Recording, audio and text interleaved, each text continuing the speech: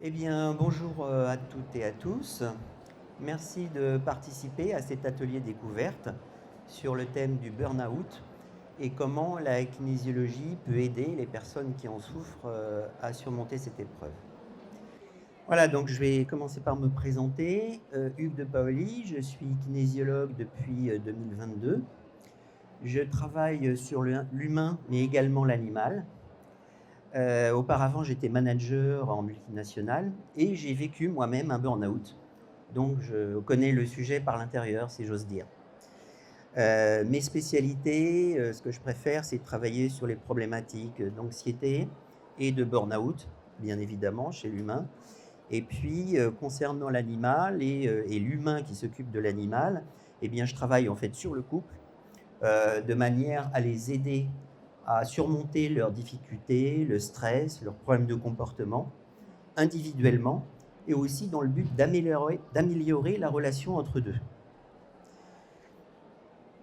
Alors, au menu du jour, nous allons voir quelques définitions, quelques explications sur la kinésiologie si vous ne savez pas encore ce que c'est.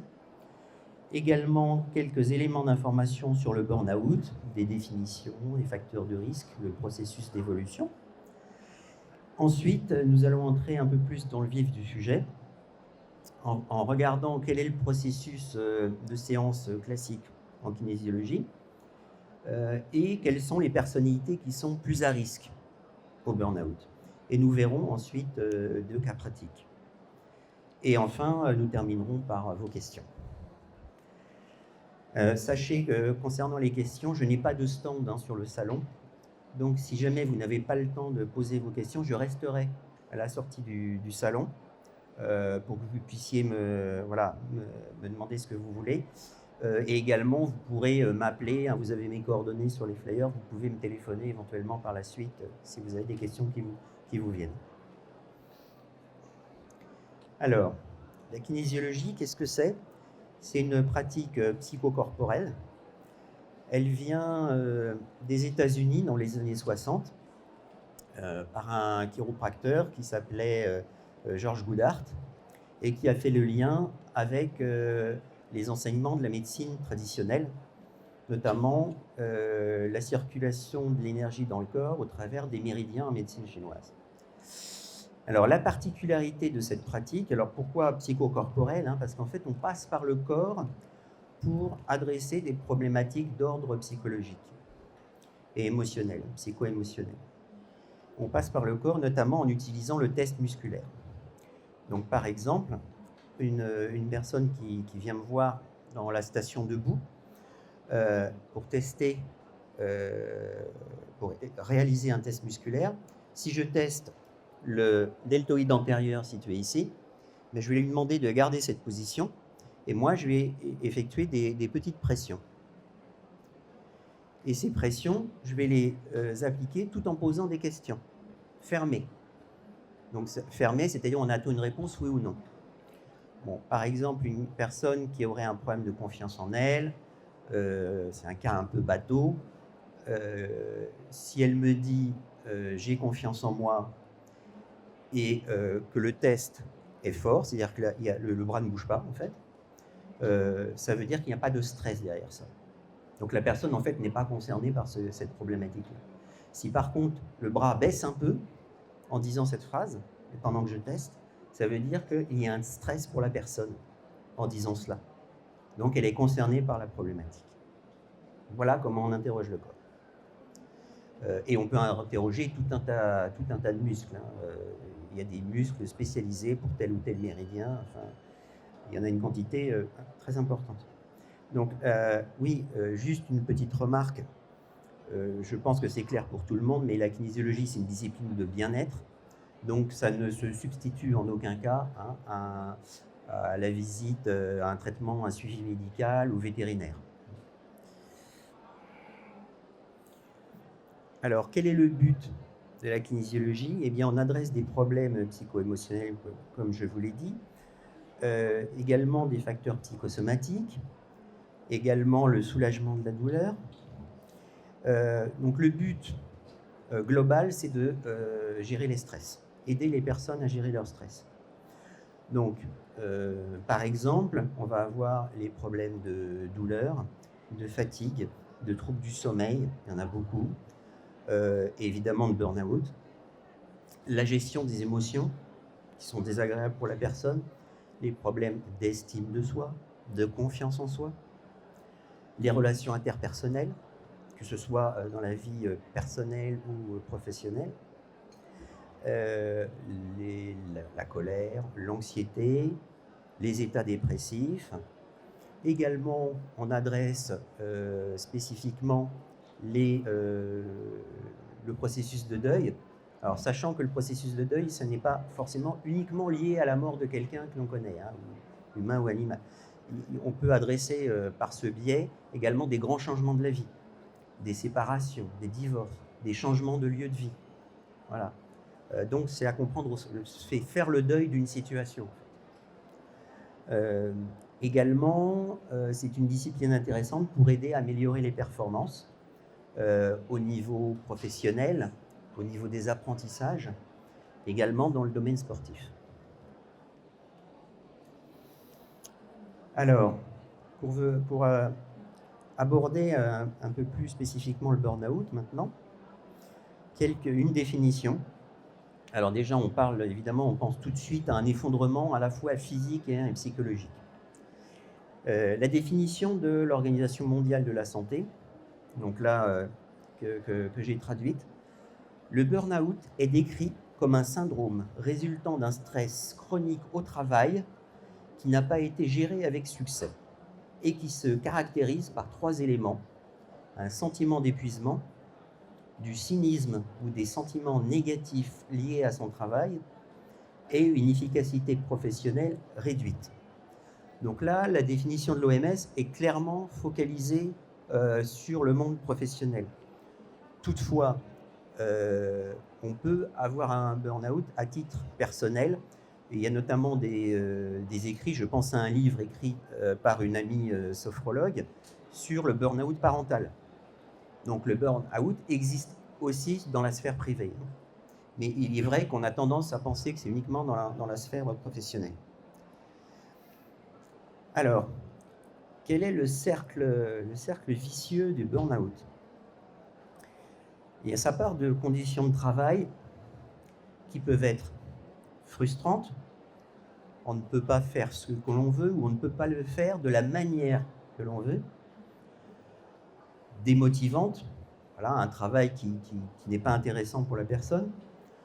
Ça peut être une surcharge de travail, notamment si il y a du sous-effectif, une pression temporelle avec des changements constants. Tiens, finalement, il ne faut plus faire ça, il faut faire quelque chose de différent, mais j'en ai besoin dans 2 heures. Un faible contrôle, c'est-à-dire l'incapacité de maîtriser ce qui se passe et de maîtriser un petit peu son travail, d'en être maître quelque part, d'avoir un petit peu d'autonomie. Vous pouvez entrer, je vous en prie. Le manque de soutien social, donc l'isolement en fait, le manque d'équité, si tout le monde n'est pas traité de la même manière, en tout cas si c'est la perception de la personne, et puis l'insécurité de l'emploi évidemment. Donc qu'est-ce que ça génère, ces conditions de travail? Ça génère de la dévalorisation, parce qu'on me demande de plus en plus de choses, je ne suis pas heureux, je suis frustré, ou je n'arrive pas à faire les choses dans les temps. Un sentiment d'échec, de la fatigue, parce que je m'épuise à essayer toujours de rendre ce qu'on attend de moi. Mais voilà, j'ai l'impression que c'est de plus en plus difficile. Et j'ai beau m'épuiser à le faire, ben, voilà, j'ai pas plus de résultats. Et finalement, les gens en face sont jamais contents. Et une difficulté de concentration liée à la fatigue et à la démotivation. Et puis tout ça, ça génère en fait le besoin de travailler toujours plus. Parce que moins on y arrive, plus on travaille. Parce que qu'est-ce qu'on cherche? On cherche à retrouver une certaine satisfaction au travail. C'est-à-dire, enfin, ça, je l'ai bien fait, ça a été apprécié. Une certaine confiance en soi. Et une estime de soi. J'ai de la valeur. Et en fait, comme on n'y arrive pas, on travaille de plus en plus Et on est de plus en plus frustré, démotivé, et on va de plus en plus mal, et voilà, c'est le cercle vicieux. Quels sont les signes et le processus d'évolution du burn-out? On distingue 3 grandes phases. On rencontre des stress au travail de plus en plus fréquents. Et puis ça va petit à petit, c'est tous les jours, c'est plusieurs fois par jour. Et puis ça finit par être toute la journée. Et ça finit par poser des problèmes de sommeil. On dort de moins en moins bien, on finit par ne plus dormir. Ça se finit en stress chronique.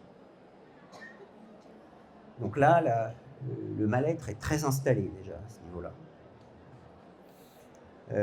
Et l'étape, je dirais, ultime, peut être à la fois psychologique et physique. Souvent, il y a les deux. Il y a à la fois un effondrement psychique de type dépression et souvent des problèmes physiques. Alors, ça peut être des problèmes circulatoires, des problèmes d'hypertension, c'est très courant. Ça peut être du diabète, éventuellement des maladies neurodégénératives, mais c'est plus rare. Et en tout cas, un état dépressif avéré. Voilà, donc là, on voit qu'il y a une intrication entre le corps et l'esprit. Et alors, dans les signes, donc, voilà, au fur et à mesure de l'évolution, on a à la fois des signes physiques et des signes psychiques. Donc, sur un état de fatigue, donc l'insomnie, je le disais, ça peut être des migraines, ça peut être des maux de ventre, ça peut être très varié. Par exemple, je connais quelqu'un qui a fait 3 phlébites en 2 ans. Ça, on est dans les maladies cardiovasculaires. Alors, psychiquement, il tenait à peu près le choc, mais alors physiquement, il s'est complètement effondré. Et c'était lié au stress au travail, clairement. Donc voilà, il y a une perte de sens là. Il y a un élément qui est très important dans les caractéristiques du burn-out, c'est la perte de sens. Les gens disent, au minimum, ils disent « je ne trouve plus de sens dans mon travail », et bien souvent, ils disent même « je ne trouve plus de sens à ma vie ». Et là, c'est grave quand même. Alors, quel est le processus d'une séance en kinésiologie? On parle d'un contexte, d'événements. Donc, en l'occurrence, ici, c'est le burn-out. Alors, ça peut être une personne en pré-burn-out. Elle n'en est pas forcément au stade ultime. C'est mieux que ce soit pris le plus tôt possible, évidemment. Qu'est-ce qu'on cherche à faire? On cherche en kinésiologie à trouver les causes sous-jacentes de la problématique. Pourquoi elle se retrouve dans cet état? Pourquoi elle a du mal à gérer cette pression et ce stress? Donc en fait, ce qu'on cherche, c'est à décoder un schéma psychologique. Donc, vous voyez en bas du slide, là, le schéma qu'on cherche à décrypter, c'est le suivant. À un moment donné, dans sa vie, la personne, souvent, ça remonte très très loin dans son histoire, dans l'enfance, il y a eu un événement stressant qui a provoqué une émotion. En réponse à cette émotion désagréable, eh bien, elle a trouvé un comportement pour survivre, pour outrepasser cette problématique. Et finalement, à l'insu de son plein gré, le triptyque situation stressante, émotion et comportement en réponse va se mémoriser dans son cerveau à l'insu de son plein gré, de manière inconsciente. Et finalement, à chaque fois qu'elle va rencontrer une situation qui ressemble même pas tant que ça à l'événement initial, eh bien le processus va se réenclencher automatiquement. Et donc elle va rentrer à nouveau dans la souffrance, dans le mal-être. Donc c'est ça qu'on cherche à comprendre pour pouvoir le reprogrammer en quelque sorte. Et donc souvent, on va chercher des éléments dans la vie de la personne, dans son passé, souvent dans la petite enfance. Ça peut aussi venir, ça peut être aussi des comportements hérités de générations précédentes, au niveau des parents ou des grands-parents. Voilà, on cherche où ça s'est produit et on applique donc l'équilibration. L'équilibration en kinésiologie, ça correspond au mot soin, si vous voulez, c'est la même idée. Sauf que le mot soin est réservé aux médecins. Donc on a plus de 300 protocoles pour l'humain. Donc on a une large base de données pour aider la personne. Alors il y a plusieurs types d'équilibration. Il y a des pratiques qui sont basées sur le MDR, donc basées sur des mouvements oculaires pour diffuser les stress. Il y a des points, bien sûr, en médecine traditionnelle chinoise, par exemple, pour renforcer des méridiens en manque d'énergie, de manière à ce que l'ensemble des méridiens soient équilibrés. On a aussi des visualisations. Donc ça, c'est une technique qui ressemble à ce que l'on fait en hypnose, hein, en état de conscience modifié.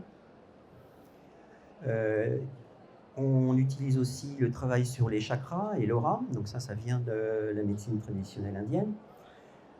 Également l'intégration des réflexes archaïques, donc les réflexes que l'on a déjà in utero et puis après la naissance, pendant les premières années. Le bébé naît avec des réflexes qu'il va utiliser à tel ou tel moment, et donc ils vont être plus ou moins bien intégrés. Et un réflexe mal intégré peut poser des problèmes par la suite. Donc voilà, on a tout un tas d'outils, ce serait trop long de tout passer en revue, mais voilà ce que l'on fait. Et le but, c'est de reprogrammer un petit peu ce schéma négatif pour apporter des ressources positives à la personne pour qu'elle puisse prendre du recul et mieux voir venir en fait son stress et être plus autonome dans la gestion de ce stress. Alors, les personnalités à risque. Bon, il est clair que par rapport au stress, nous ne sommes pas tous égaux. On pense notamment aux gens qui sont hypersensibles, les gens qui déjà au départ ont un manque de confiance en soi ou un manque d'estime de soi, les gens qui ont un naturel anxieux, ceux qui ont besoin de contrôler, qui sont un petit peu dans la peur de ce qui pourrait arriver, donc ils recherchent la sécurité, ils sont dans l'anticipation, hein, ils cherchent à trouver des méthodes pour éviter d'être dans la difficulté, dans la souffrance. Et puis, les personnes qui sont très à risque sont celles qui sont plutôt dans un état d'esprit, dans une manière de fonctionner où elles sont dans un engagement sans limite et avec des difficultés de priorisation. Donc finalement, elles se mettent très facilement la pression. Nous allons voir un peu plus précisément de quoi on parle. Là, je vais vous présenter deux exemples de types de personnalités issus d'un modèle que l'on appelle l'énéagramme. L'énéagramme, c'est un modèle millénaire, mais qui a été formalisé, si je me souviens bien, dans les années 60. Et c'est un modèle de 9 personnalités réparties en 3 centres. Le centre instinctif, donc les gens qui ont une personnalité dominante instinctive, le centre émotionnel, le centre mental. Donc il y a 9 personnalités en tout, donc 3 personnalités dans chaque centre. Alors pourquoi on utilise ce genre d'outil? Alors, d'aucuns pourraient croire que c'est pour mettre une étiquette sur quelqu'un. Ce n'est pas du tout le sujet. On utilise ce genre d'outil parce que ça nous permet de gagner du temps pour identifier un peu le mode de fonctionnement de la personne. Alors, il n'y a pas que ce modèle de comportement, il n'y a pas que l'énéagramme. Hein. Il y a également des profils en médecine traditionnelle chinoise. Et également, on trouve des traits de personnalité en morphokinésiologie. Donc, il y a plusieurs modèles possibles. Il y a aussi la particularité, donc on utilise ça en fait pour déterminer quel est le mode de fonctionnement de la personne et du coup, quelles sont ses faiblesses, où est-ce qu'il va falloir l'aider et comment on peut l'aider. Donc là, ça apporte des informations intéressantes. Ce qu'il faut avoir en tête aussi, c'est que c'est un modèle évolutif.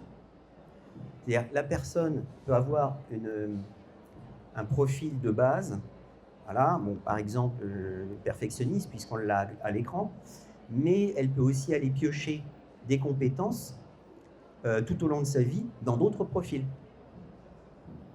Et typiquement, dans le modèle, le perfectionniste est proche, il y a un lien avec celui qu'on appelle le médiateur, qui n'aime pas le conflit, donc qui aime bien l'harmonie, etc. Donc, par exemple, il pourrait piocher des compétences dans ce profil-là, et pourrait aussi piocher des compétences dans un autre profil qu'on appelle l'aidant, voilà, qui est quelqu'un qui vraiment, ou l'altruiste, qui vraiment dépense de l'énergie pour essayer de répondre aux besoins des autres, d'aider les autres. Voilà. Donc ce n'est pas figé, ça bouge dans le temps. Cela dit, il reste une personnalité, on va dire, de base qui se réveille sous stress, préférentiellement. Et alors, pourquoi je vous présente ces deux profils-là? Parce qu'ils sont plus à risque. Alors, qu'est-ce qu'ils ont de commun pour être plus à risque? C'est que ce sont typiquement des profils qui ont beaucoup de mal à gérer leurs limites. Même quand on leur parle de limites, à la limite, ils ne voient même pas bien de quoi il s'agit. Et ils ont du mal à prioriser et à écouter leurs besoins. Typiquement, ce sont les deux profils dans l'énéagramme qui oublient le plus de s'occuper de leurs propres besoins. C'est pour ça qu'ils sont à risque. Alors, un peu plus dans le détail, pour le perfectionniste, donc il est dans le centre instinctif, le perfectionniste. Sa croyance, c'est « je dois être parfait pour être aimé ou pour être reconnu ». Le monde est injuste et il souffre de la blessure d'injustice. Là, on fait référence au modèle des blessures de l'âme de Lise Bourbeau, donc qui identifie 5 blessures: le rejet, l'abandon, l'humiliation, la trahison et l'injustice. Et il y a certains liens, ce n'est pas systématique, mais on peut faire certains liens entre ces blessures psycho-émotionnelles et les profils dans l'énéagramme. Donc, effectivement, souvent, le perfectionniste, il est dans la blessure d'injustice. Donc, sous stress, comment il réagit? Il est jaloux. Alors, pourquoi il est jaloux? Parce que, pour lui, ce qui est important, c'est d'être le meilleur. Parce que ce qu'il a appris inconsciemment dans sa vie, c'est que pour avoir de l'amour, pour être reconnu, il faut être absolument parfait. Mais parfait également dans la manière de faire les choses. C'est-à-dire que son réel objectif n'est pas nécessairement d'avoir le meilleur résultat, mais ce qu'il fait doit être fait de manière absolument parfaite par rapport à des règles, et de préférence ses règles à lui. Donc c'est quelqu'un qui se met beaucoup la pression. Et il a du mal à prioriser. Du coup, même les priorités 3 sont aussi urgentes que les 1, donc il dépense beaucoup d'énergie. Il peut se montrer aussi rigide quand il se sent agressé, quand on veut lui imposer quelque chose qui ne lui correspond pas, eh bien il va se rigidifier. Il va... en fait, c'est un mur, quoi. Il fait le mur. On ne peut plus rien tirer de lui.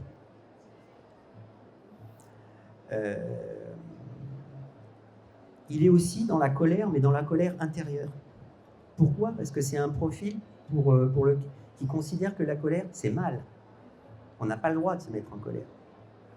Mais donc, du coup, il accumule à l'intérieur. Et alors, le jour où ça explose, ça explose.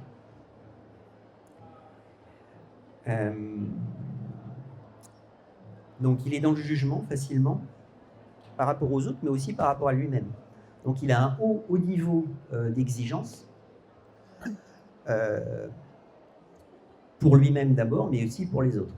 Et donc, si quelqu'un ne fait pas les choses de la manière dont il estime qu'il devrait le faire, eh bien, il va être très critique vis-à-vis de ça, mais il va exprimer ça par des remarques acerbes.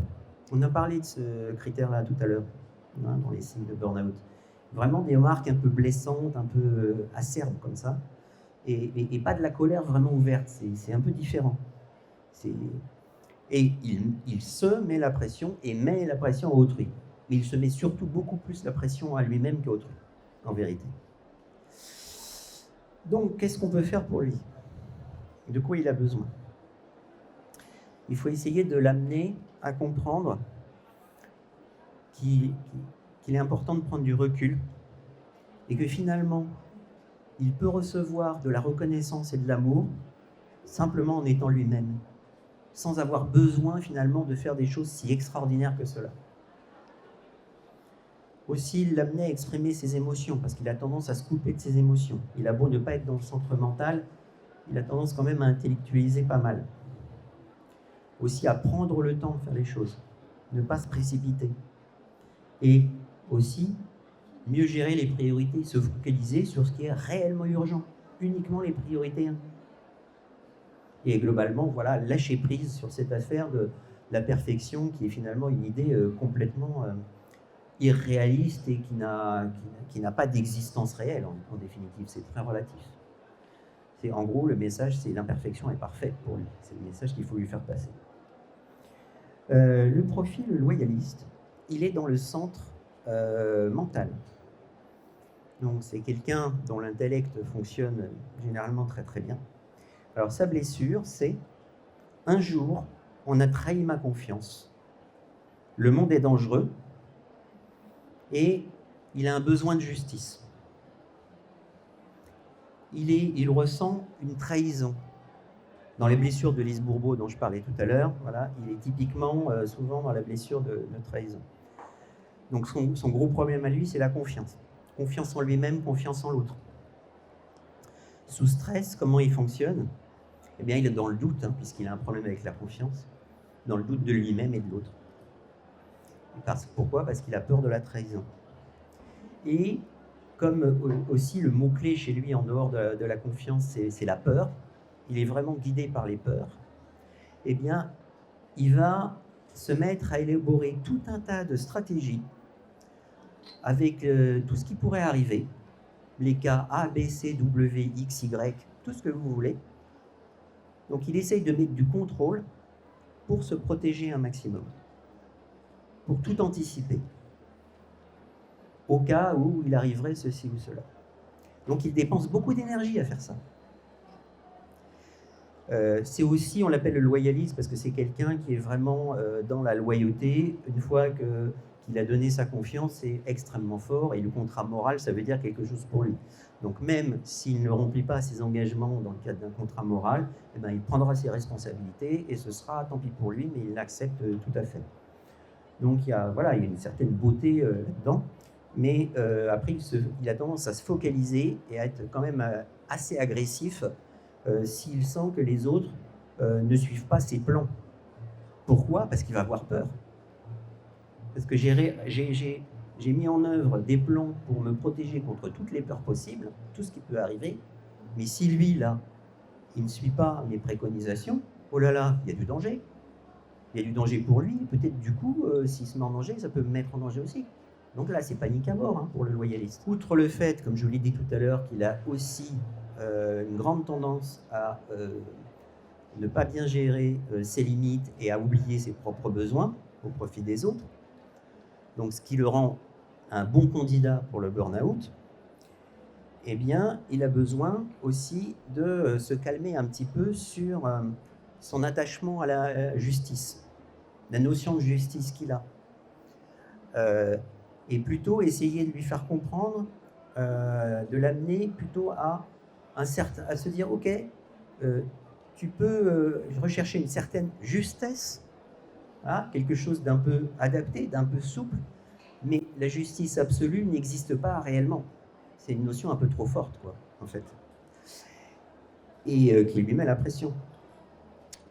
Donc, comme il est très méfiant, aussi on peut essayer de calmer ses peurs, en lui disant que le pire n'est jamais sûr, et donc remplacer cette méfiance par simplement une vigilance un peu plus mesurée. Donc objectiver les peurs, par rapport à la confiance, eh bien, amener du courage.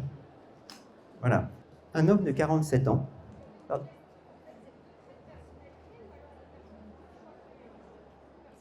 Alors, ce sont deux traits de personnalité, mais je vais répondre aux questions à la fin de l'exposé. Ce sera plus simple, je pense. Donc, gardez bien votre question. Donc, voilà un cas pratique d'un homme de 47 ans. Donc, il a un poste à responsabilité en restauration, mais quand même dans un service public. Donc il vient avec, en exprimant des maux de tête, il fait des abcès hépatiques, il a de l'angoisse, des malaises, des troubles du sommeil. Il a peur de la mort. Il est vraiment dans les peurs. Il a peur de la mort et il a de l'épuisement, il est épuisé. Et il ressent le besoin de tout contrôler, hein, et c'est aggravé par le fait qu'il a un poste à responsabilité. Il a besoin de tout contrôler pour protéger les autres, son équipe et lui-même. En termes de contexte, où est-ce qu'il navigue? Eh bien, il est en sous-effectif, hein, son équipe est en sous-effectif. Donc, il y a une grosse pression sur la charge et le timing. Il a une hiérarchie qui est déconnectée des contraintes réelles. Et donc ça génère chez lui beaucoup de frustration, de l'anxiété et de la peur. Alors, qu'est-ce qu'on trouve en séance? On trouve dans la petite enfance un sentiment de trahison et d'abandon également du père. Alors, d'une part, en lien avec un manque affectif, et par la suite, alors vous allez me dire, c'est pas de sa faute, mais voilà, le père qui est quand même gravement malade, donc du coup, qui se retrouve absent. Donc, néanmoins, c'est vécu par la personne comme un manque affectif et un abandon.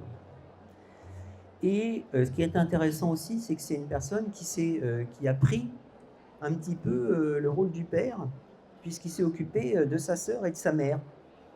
Voilà, alors que bon, c'était pas normalement son rôle.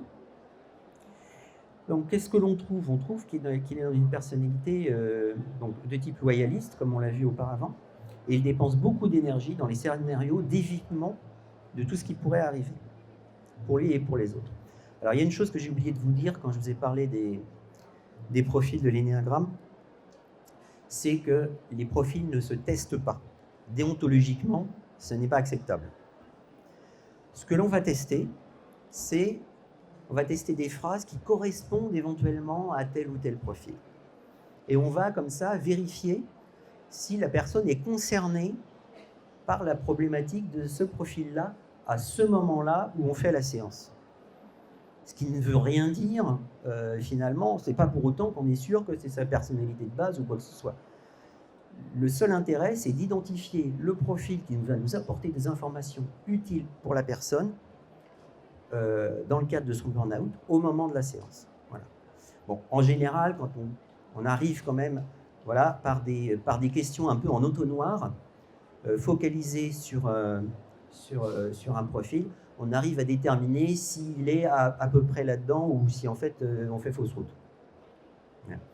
Et souvent, passer par les blessures de Lise Bourbeau amène une piste.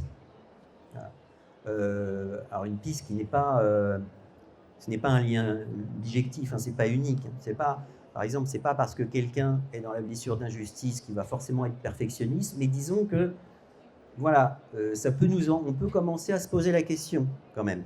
Voilà, ça donne un indice, on va dire. Voilà, je ferme la parenthèse. Donc voilà, on détermine de cette manière-là, finalement, en posant des questions, qu'il est plutôt dans ce type de personnalité. Et effectivement, il est dans les peurs.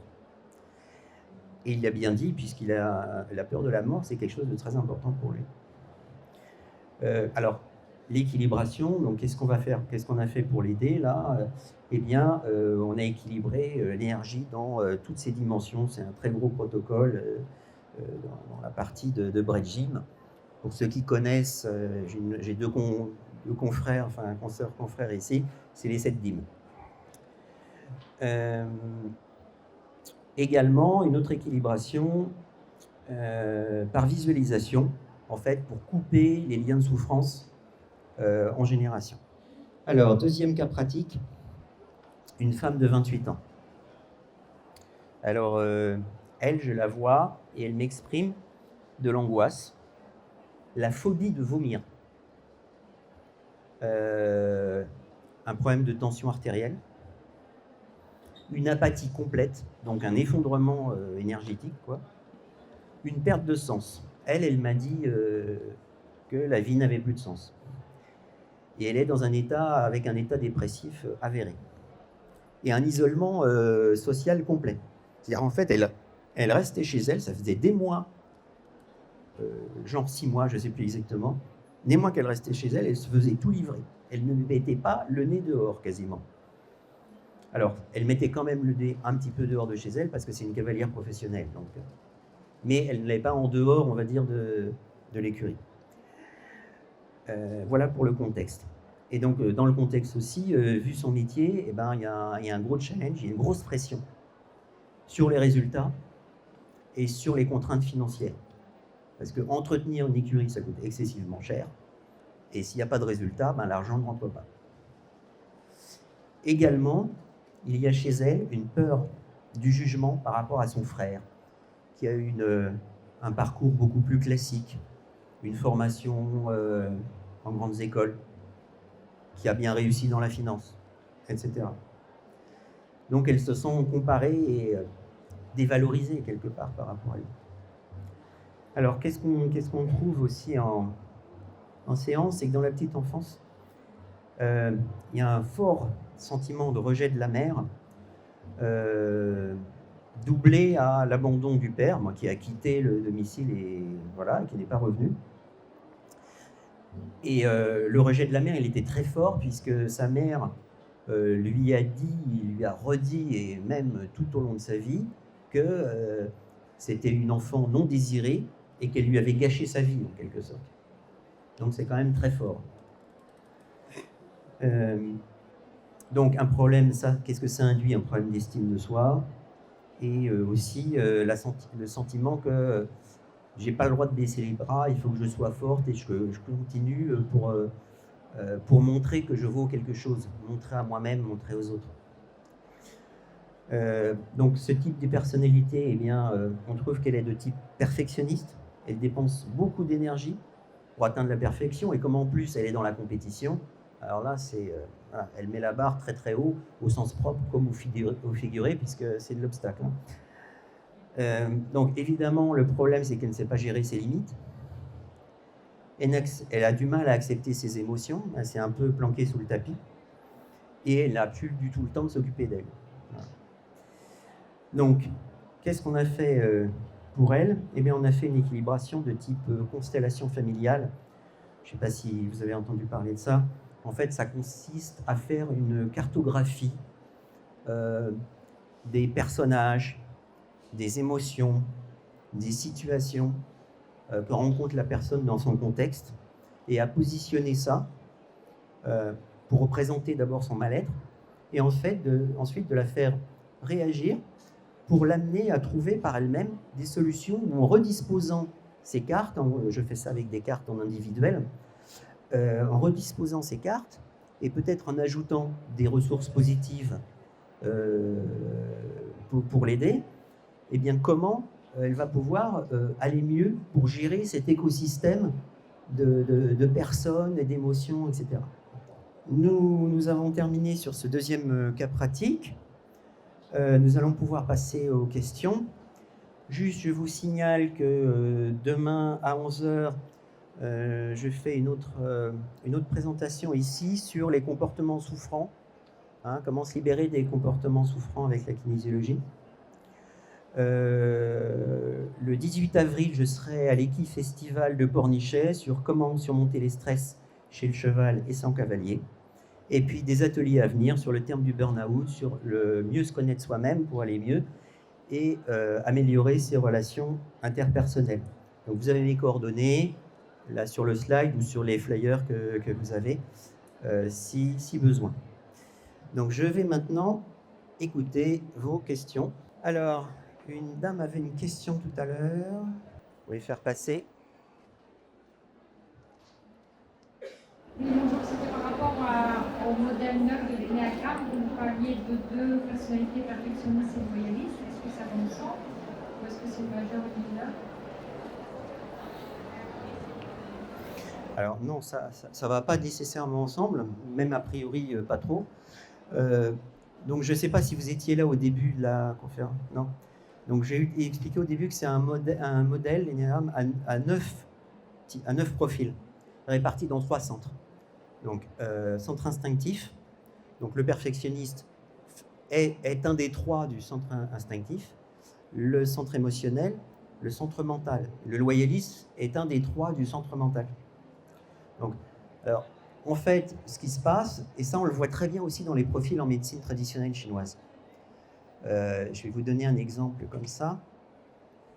En fait, ce qui est intéressant en médecine traditionnelle chinoise, c'est que on peut calculer, c'est un peu comme de la numérologie, à partir de la date de naissance de la personne, ou de l'animal aussi d'ailleurs, quelle est sa personnalité en médecine chinoise. Et là, il y en a 5, ça correspond aux éléments. Donc bois, feu, terre, métal, eau. Voilà. Donc une personne va être, et avec des modulos yin ou yang, énergie plutôt masculine, plutôt féminine. Vous voyez. Donc par exemple, une personne va pouvoir être métal yin au niveau de son enfance, et puis va pouvoir évoluer par la suite, peut-être vers un profil terre, par exemple, terre yin-yang, un profil beaucoup plus équilibré énergétiquement que le métal yin. Donc il y a une évolution, ce sont des modèles évolutifs. La personne n'est pas fixée et contrainte. L'idée, c'est encore pas de mettre une étiquette, c'est de nous aider à trouver le mode de fonctionnement à un moment T pour aider la personne, pour trouver comment on peut l'aider au mieux, en fait. Est-ce qu'il y a... Oui. Est-ce que dans votre expérience, vous avez observé que les personnes passent de perfectionnistes à loyalistes? Alors en fait, dans le modèle, il y a des liens un peu privilégiés entre certains profils. Par exemple, le perfectionniste, il peut être en lien assez facilement avec le profil médiateur qui n'aime pas le conflit, ou alors avec le profil de l'aidant qui a toujours besoin de rendre service aux autres pour avoir de l'amour, ou encore il peut aller chercher des ressources chez le tragico-romantique dans le centre émotionnel, donc qui lui recherche l'intensité de l'émotion, ou encore d'autres ressources chez l'épicurien ou le rebelle, on l'appelle aussi comme ça, pour en fait se faire plaisir. Voilà. Et ça peut être dans le bon sens ou dans le mauvais sens, parce que par exemple l'épicurien, dans son mauvais côté, il peut aller vers les excès de toutes sortes.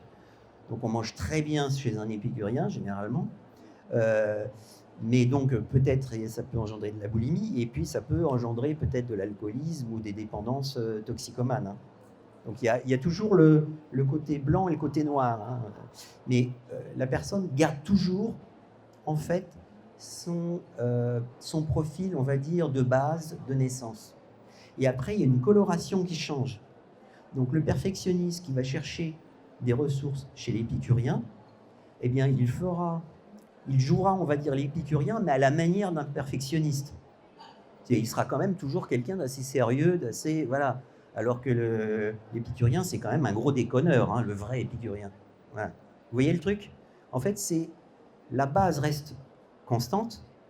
Il y a une évolution qui colore la personne en lui amenant des ressources complémentaires. Mais ce n'est pas un changement comme ça radical, hein, ça ne marche pas comme ça. Est-ce que le burn-out peut amener ce changement? Est-ce que le burn-out peut amener ce changement radical? Non. Non. Non, le changement radical n'existe pas hein, à ce point-là. Non. Mais ça, il peut y avoir des grands changements. Hein. Il peut y avoir des grands changements.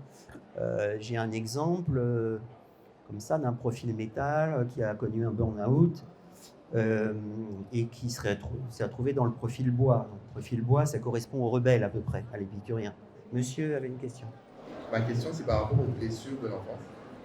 Et à savoir si, selon votre expérience, le nombre de séances que ça prend, il n'y a pas de changement radical, mais est-ce qu'on a un minimum, le nombre de séances à prendre, et est-ce que aussi ça peut se jumeler avec de la psychothérapie? Merci. Oui, donc je vais reformuler pour être sûr de bien comprendre. En fait, vous voulez savoir si combien de séances il faut pour une problématique de type burn-out ou plus spécifiquement par rapport à un problème dans l'enfance? Oui, quand il y a une blessure d'enfance, oui. qu'elle est identifiée, comment reprogrammer un peu ça. D'accord. Avec la kiné. D'accord. Donc c'est plus par rapport aux blessures d'enfance. Ouais. Alors, j'en parlerai un peu plus de ce point-là dans la conférence de demain. Ça va être un peu plus focalisé là-dessus. Les blessures d'enfance, si vous voulez, on ne peut pas les éliminer comme ça. ce qu'on fait en kinésiologie, c'est déjà, il y a une prise de conscience du mode de fonctionnement de la personne, du fait qu'elle a connu cette blessure, elle est toujours présente, elle sera toujours présente, mais en prenant conscience et on peut l'aider à la gérer. Donc, ce n'est pas une reprogrammation, on fait reset du disque dur et c'est fini, non. La blessure, elle reste, c'est ce qui a construit la personnalité de la personne. Donc, on ne peut pas l'éliminer comme ça, mais ce qu'on peut faire, c'est, au lieu que que ça demeure une souffrance, aider la personne à mieux l'apprivoiser pour éviter les comportements souffrants qui vont avec. Et c'est comme ça que ça se passe. Et quant au nombre de séances, alors là, j'attends toujours la formule magique pour savoir quel nombre de séances il faut pour résoudre un problème en kinésiologie. Bon, on a coutume de dire dans la profession qu'il faut en général au moins 3 séances. On a coutume de dire ça. Voilà. Pardon, madame ? 3. Au moins. Bon. Et voilà, c'est ce qu'on a. Mais après, honnêtement, j'ai tous les cas de figure. J'ai des gens au bout d'une séance, même pour quelque chose d'un petit peu sévère, mais bon, généralement, c'est parce qu'ils font autre chose. J'ai en tête une personne, je ne sais plus ce qu'elle avait, mais je l'ai envoyé faire de l'équithérapie. Elle m'a dit, c'est super, c'est génial, tout va bien, quoi, à une seule séance. Bon.